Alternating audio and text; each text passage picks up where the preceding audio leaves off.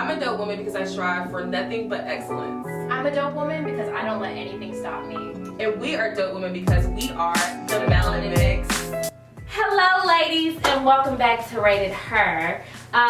We are so excited to do yet another edition of DWW Dope Woman Wednesday, where we honor beautiful, amazing, talented, awesome, fantastical women that are doing the darn thing in their respective fields. So today we have with us the Melanin Mix Podcast. Hi. So I'm just gonna let you guys kind of introduce yourselves and give a little spiel on who you are and what the Melanin Mix Podcast is. Yes. Okay, I'm Carly. And I'm Amber. One half of the Melanin Mix.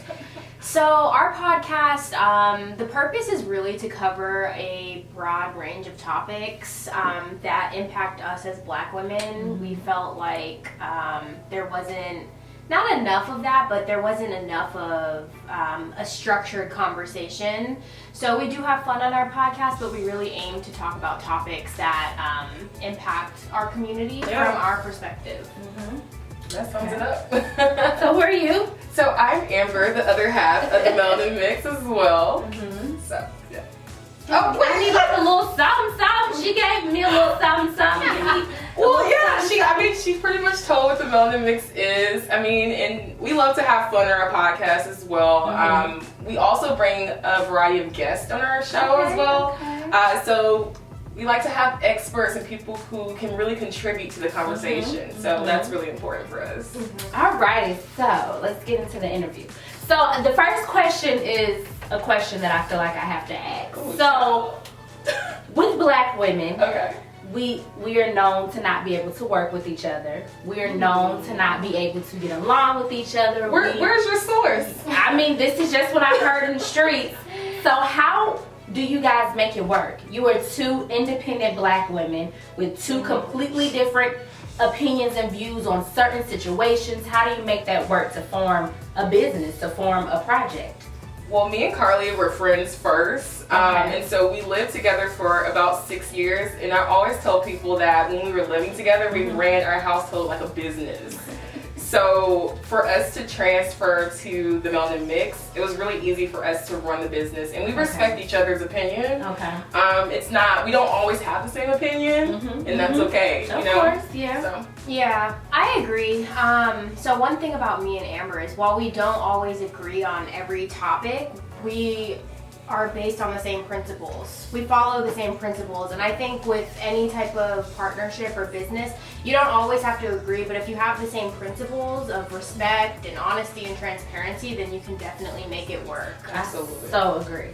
So what started this? What was that aha moment that said, we need to get this done, it's mandatory, the name, I want to hear all of it. How did that come about? Well, funny that Do you want the true story? Of course we want the truth. So I've always loved podcasts, love podcasts, and Amber knew that, and she also liked podcasts. Yeah. But I would be obsessed. But she was obsessed. I would send her episodes. You need to listen to this podcast. And I kind of toyed with the idea of starting a podcast, but I was like, I can't talk to myself. That's really weird. Yeah. And then one day, Amber sent me a random link to a contest, and it was start a podcast and get funded for it. And I was like, is she reading my mind? So I was like, I don't know if I can do this. And then we were like, you want to do it together? So then we did it, and we worked on it in secret for a long time because, as you know, it's hard to put stuff together of quality. Yeah. So we worked on it in secret for a really long time until we got approved for iTunes and things like that, and then it kind of just went from there. Yeah, I always say it was kind of orchestrated by God. It was, yeah.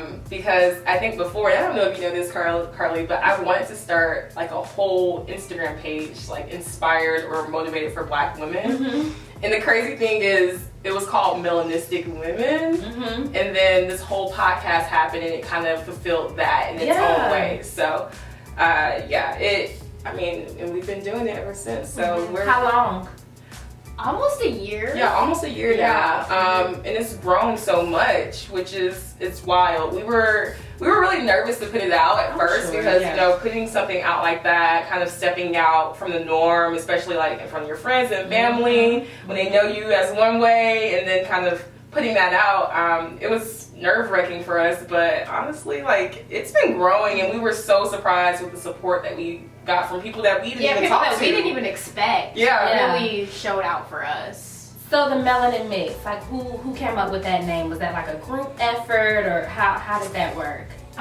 We knew we wanted the word melanin in there. So we were texting back and forth. I think Amber proposed melanin, and then I was like, I think I was like, mix. So we kind of just like together came up with it, because you know, we talk about a mix of topics, there's a mix of hosts, and it's us just mixing it up. Yes. So how do you guys remain as individuals with a project that's together? Because I'm sure both of you all are doing your own thing. You both have your own businesses. How do you remain independent while still supporting that dream of the Melanin Mix, but still having your own thing on the side?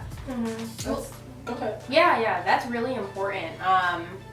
Amber has her own YouTube and home decor organization business. I fully support that. I have my own professional things going on, not necessarily a business of my own yet. But I think we just both support each other's individual endeavors. We're not limited to doing one thing, and I think that's something that people try to put on you, like, oh, you know, you're a basketball player, you have to just be that, or like, oh, you work in corporate America, you just have to do that.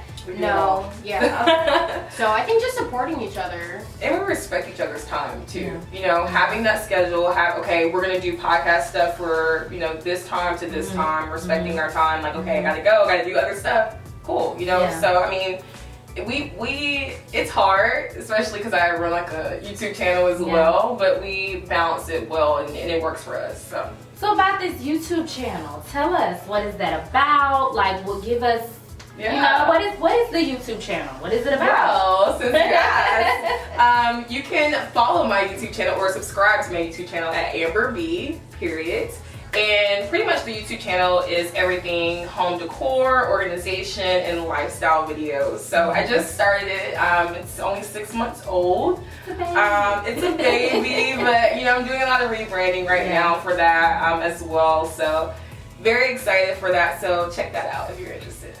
So what are the goals for the Melanin Mix? Like, what goals do you guys want to accomplish? Do you guys want to take this like a mainstream source of income, or is it just something fun that you guys do in the spare time? Like, what are the goals for Melanin Mix? It's not just something for fun. No, I mean, this is a business for us. Yeah, we have fun, but our time is valuable, and I think there's nothing wrong with trying to monetize about things that you're passionate about. I agree. I don't think sometimes people see things and they're like, oh, look at her trying to start her own thing. No, like, she's passionate about it. So yeah, we do eventually want to monetize, but we try to not make all of our decisions just about that. So eventually, yeah, we do want more sponsors, maybe to be signed. Right, you know, putting it out there in the universe. But yeah, that's one of the goals for sure. Yeah, I mean, it's so funny too, because me and Carly, every season we write a list of goals. And I was telling Carly, it's crazy how we pretty much checked off majority of our goals that we wrote for season 2, which is wild. And so we're really big on like manifesting our goals for each season. We have some big goals that, you know, we want to achieve and accomplish. And honestly, like, we're just gonna go for it, because I see other people all the time like start with a small idea and then they just kind of blow up, you know, and I'm like, why can't I do that too? Yeah, you know, it's very possible. Yes, absolutely. So I saw a quote the other day that was so funny. Lil Duval actually put it up, and he was like, I think he was like a man trying to like find something in the water. I don't remember what it was, but he was like, everybody and their mama starting a podcast. And he was like, how everybody is about everybody starting a podcast. Did any of that kind of seep into y'all minds when y'all started? Because everybody has a podcast. You're on Instagram. Instagram is very oversaturated. Yes. You know, the market of influencer, blogger, podcaster, all that stuff is oversaturated. Absolutely. Did any of that fear kind of seep into your mind at any time, even now during the journey? No. So when we started our podcast, in our immediate like university, like we went to the same university, so we know all the same people pretty much. And our immediate friend group, nobody had a podcast. Yes. Okay. So we were like the first people that like, we know people who are bloggers, we know people who have Instagrams, we know all that. So we were like, oh, we don't know anybody that has a podcast. Not that it would matter, because if I'm trying to do something, I don't care if she's doing it. I agree. You know, you always hear the analogy, there's so many different brands of bread, right? Yep. And, you know, just being one of the, and I think podcasts aren't that saturated yet. It's getting there. But let's talk about the quality though, right? Because that's important. And I think that's what we thought that we could bring to the podcasting world. One, we weren't seeing the structured conversations in regards to Black women. Like, first, that's not really saturated if we're talking about saturation of podcasts. Yeah. There's not a lot of Black women who are podcasting. That With structured conversations. Right, with There's structure. a lot of casual, like, rambling, which is fine. Can you give us an example of the structured conversation? Because many people may not know what that is. Yeah, so I would say, like, instead of getting on the podcast, just talking about what's going on in pop culture or conversing about how our week went, we acknowledge that we're not famous and nobody really, I guess, cares yet how our week went. Maybe one day they will, but for now they don't. So for now, people care about things like real estate, how to buy a home. So for example, we had one of our friends on from college, and it's very structured. We have the guest on, talk about their background, ask them questions that we feel will benefit our viewer, and then, you know, put our own flair in there. But from each episode, and even the fun episodes is still structured. Like, we'll have games, you know, and people, actually, our audience really loves the games, and we'll kind of do some interaction with them as well on our social media. So, I mean, it's having a conversation that doesn't, you're just not rambling, you know? It's almost, it's an interview, and you can follow along, you know, the interview, and instead of like, okay, what were they talking about again? You know, it's switching on from topic. subject to subject. Yes. Yeah. I've listened to podcasts, and it's like 1 minute they're talking about this, and 1 minute they're talking about that. You're kind of like, what was the podcast about? Right, again? exactly. What in the world? Okay, so question. You guys talk about Black women and some of the things that we deal with. Are you guys having the hard conversations? so yes and no. So we plan to have some more controversial conversations, but we do have to teeter the line a little bit. We are employed, so you know, we have to be kind of conscious of that and make sure that we're putting our best foot forward when we're, you know, representing our brand as well as our other things that we're doing. But also too, we want to have those hard conversations, and we're trying to kind of tailor that and make sure that is very well represented when we're doing our podcast shows. So I have to ask this question. How do you all feel about Black women in reality TV? Oh wow. I'm not gonna lie, I love some Real Housewives. But how do you feel about us in reality TV? Black About women. how we're represented? How we're represented, how we're put out there. How do you all personally feel about that? I think there's a way to go about it, you know? Like, I will say that the people who do the editing and the storyline, they do, you know, perceive or try to portray us a certain way, which is not always, you know, the best representation. Yeah, it's not the best representation of us. But there are some people who, like, I think it's Tanya on the Real Housewives. Who, like, I love her, and she, I mean, not only that she does reality TV, but she's a nurse. Like, she does other things. So there's other Black women who are, you know, a good representation of the culture and who we are and how we, you know, are as Black women. I don't watch much reality TV. I used to in high school, oddly. I don't know why my mom let me do that. But I don't watch that much reality TV, but I think us as consumers lose track of the fact that these are real people. And they're doing it probably for money. And at the end of the day, we don't really know what happened behind closed doors. And I think it's so easy to watch a show and be like, oh, she's this or she's that, but I always like to just put on glasses and be like, they could have edited this like Amber did to make this person look terrible. And now she's on Instagram explaining herself and she looks worse. So I just try to look at things like, this is a person, and if I don't have this person's phone number and talk to this person, I don't know. But I do think there's an agenda to make us look a certain way and things like that, and that's why it's important for you and us to have our platforms to show that that's not what Black women only can be or are. So question, do you feel like as a Black woman it's your responsibility to change the narrative? Absolutely. Of Black women? Absolutely. We all have a responsibility. I mean, we can't, now, it's not us taking on the world, right? You know, like one person, but you know, if you can just bite a piece of the elephant, right? And do your part as a Black woman, you know, that's all, I mean, that's just it. You know, you have to do what you can do. But I mean, but it is your responsibility to do your part, if that makes sense, you know? With the Melanin Mix, do you feel as though, because it's melanin and it's catered to, of course, women of color, do you feel as though you're completely cutting off a demographic that may help your brand or may enhance your brand? I don't feel as though we're cutting them off, cutting any other demographic off. I would, you know, love if white women listen to our podcast. I'm not sure if, you know, us talking about issues that Black women face is really what they may be interested in, but we've actually had conversations about bringing on some of our quote-unquote white allies or white women to talk to them about how just that they can be allies for some of the issues that we face. So I don't think we're cutting them off, but I do think that some things are not for everybody. Sometimes it's okay to have something for us, because a lot of stuff in this world is not for us at all. So we're not cutting you off, but this is for us, and if you indulge, that's fine, but it's not for you. It's for us. And that's okay. And actually, we have some men too. We have a wide male audience that we were really surprised that listen. And some of the men that listen to our podcast always kind of say they want to like be privy to, you know, how the woman is thinking. So that's interesting in itself. That is interesting. So I heard you say something about a brand. How do you go about building a brand? How do you go about reaching the masses? How do you go about growing your following? What are some things that you all are doing now to just expand your brand? That's something we're still learning. And that's something that I would say has been one of, personally, like in our podcast, one of my challenges is trying to figure out how to do that in a tasteful way.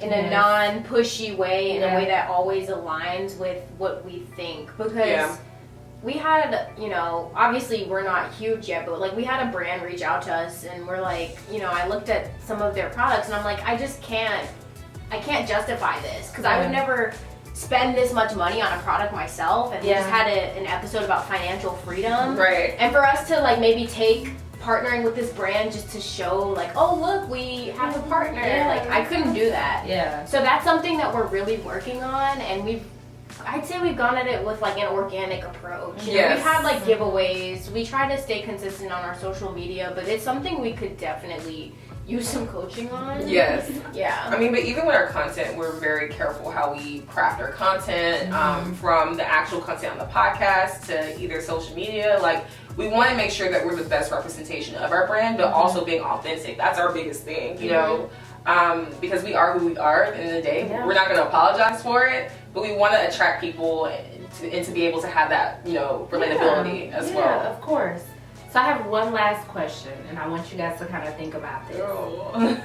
It's not anything bad. It's more so related to just business. What is one word that you all would give to women, young women, because that's who mostly watches our YouTube and follows us and DMs us and everything, when it comes to following your dreams and when it comes to taking that leap of faith? What is one step or one word or one piece of advice that you would give them?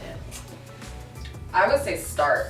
You know, you can't do anything if you don't start. And honestly, starting a business or starting a podcast or whatever it is half of the battle. And so even if you're not where you want to be with that conception of that idea, or you feel that, oh, it's not where it should be, just do it.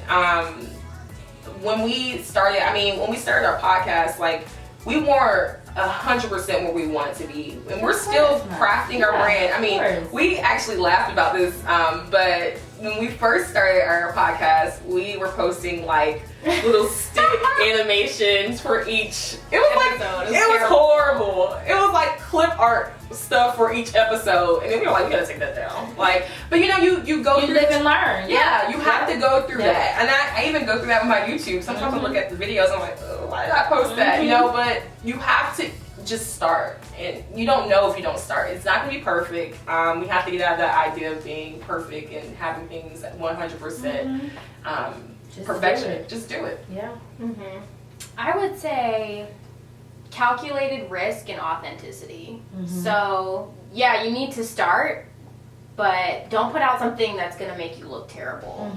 You know, like start, but calculate it and then go for it. Because our sound quality was on point. And I'm not gonna lie, you know. So. Yeah, and then authenticity, because like we were explaining earlier, like you can grow all you want, but I think people will sense when you're doing things that are not what you would usually do yourself if you didn't have to. So staying authentic and just taking those calculated risks and putting yourself out there.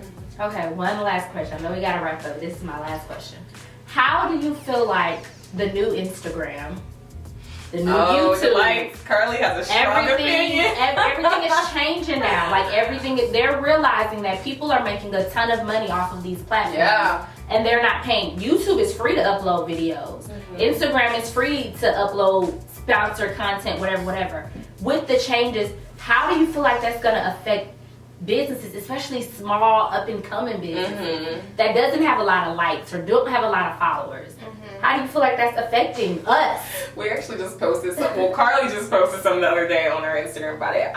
I'm indifferent about it, to be honest, only because yes, they don't have an obligation to make that platform free for us, but at the same time, it's kind of like, oh, okay, when you're thinking about working with other businesses, how are they going to see that you have some type of interaction or you're influencing other people? It's just really hard to kind of measure that. So when you're thinking of those metrics and kind of conveying that to a business, how are we going to do that now? That's kind of my stance on it. And so I'm interested to see what type of business model or what they're going to come up with, because it can really kind of affect us too as we're trying to grow.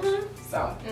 I'm indifferent as well. I'm glad you brought up the financial aspect of it, because people are like, oh, they're doing it for kids, for self-esteem. No. They're like, who has ever gotten insecure from somebody liking their picture? Like, oh, I got a like. Oh, like, no, nobody's ever gotten insecure from that. I think, like you said, you know, it's like a barber shop. I own a barber shop. You're sitting in my booth, cutting hair, making money, and you're not giving me rent booth.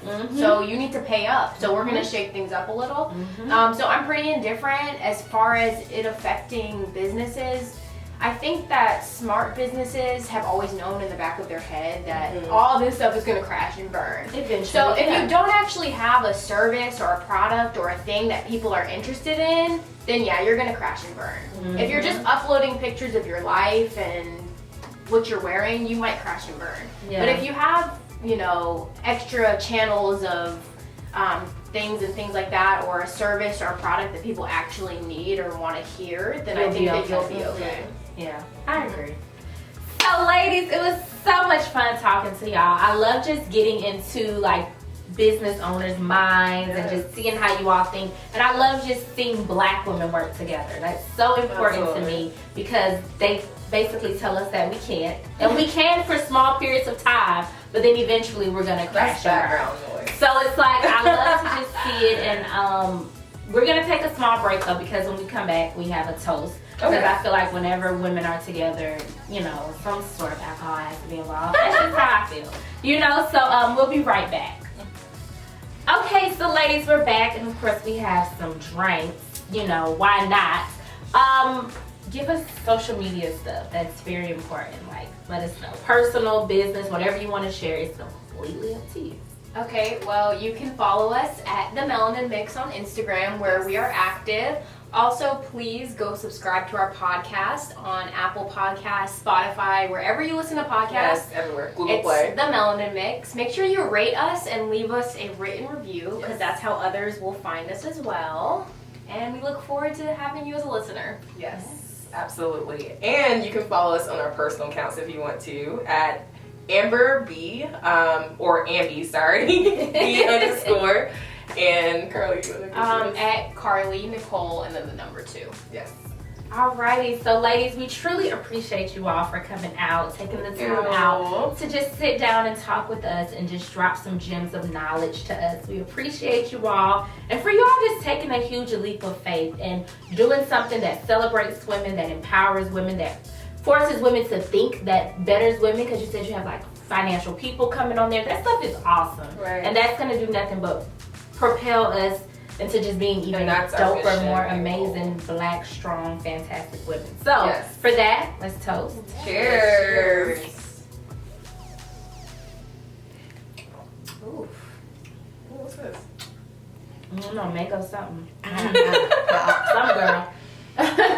So, ladies, we love you. We appreciate you. We cannot wait to just bring you guys more awesome, amazing, dope content. We are turning things up at Rated Her. Like, y'all, we are switching, flipping the script. Y'all are gonna be so excited about all these things that we're doing. And also, I'm starting some personal stuff on my page, so make sure that you follow my personal page at Rated Remacia to really get the scoop on some cool things that I'm offering for the new year. And yeah, so ladies, I got some cool stuff that's going on my personal page. Like I said, check it out because I have a major announcement coming soon. And I forgot to mention that these ladies are recipients of our 30 Under 30 awards that we will have this upcoming December. And I'm so excited to honor not only these amazing women, but also amazing, dope, fantastic, awesome, just dope women in Atlanta that are doing the darn thing. So yeah, we love you, and until next time, for you, for me, for she, for her, Rated Her. Bye.